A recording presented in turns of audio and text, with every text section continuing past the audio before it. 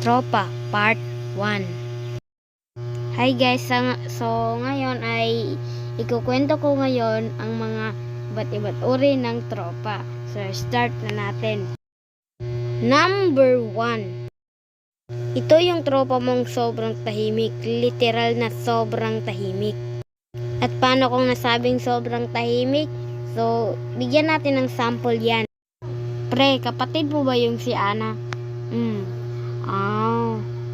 Taga saan yung kaibigan mo? Ha? Pre. Sumagot ka. Pero i-explain ko, hindi naman yung sobrang tahimik, literal na hindi talaga nagsasalita. Yung nagsasalita rin pero konti lang. Number 2. Ito naman yung tropa mong sobrang hambog. Kahit anong ipinanghahambog niya, basta may ipinagmamalaki siya, no? Pre, nakakatawa talaga siya kanina, no? Ay, pre, nakita mo ba yan yung malaki ang katawan? Ha? Asan dyan? Hindi ko makita. Turo nga. Ayan, no? Wala ka bang mata, pre? Ayan. Nakikita mo naman siguro, no? Yan, yung si Berto. Oo, alam ko, malakas yan.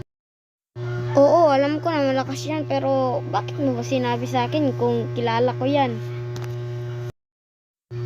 Pre, alam mo bang kuya ko yung si Berto?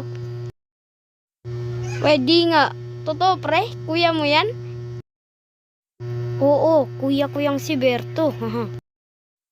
Diba, ang yabang? So, andito na tayo sa panglas. Ito naman yung tropa mong sobrang kulit. As in, sobrang kulit. Para siyang bulating binudburan ng asin sa sobrang kulit. Oo, ganun siya kakulit. Haha. So, bibigyan ko kayo ng example ha. Manood kayo.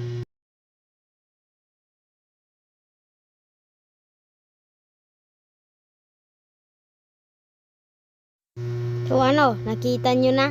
So, like, comment, share, and subscribe. Bye-bye!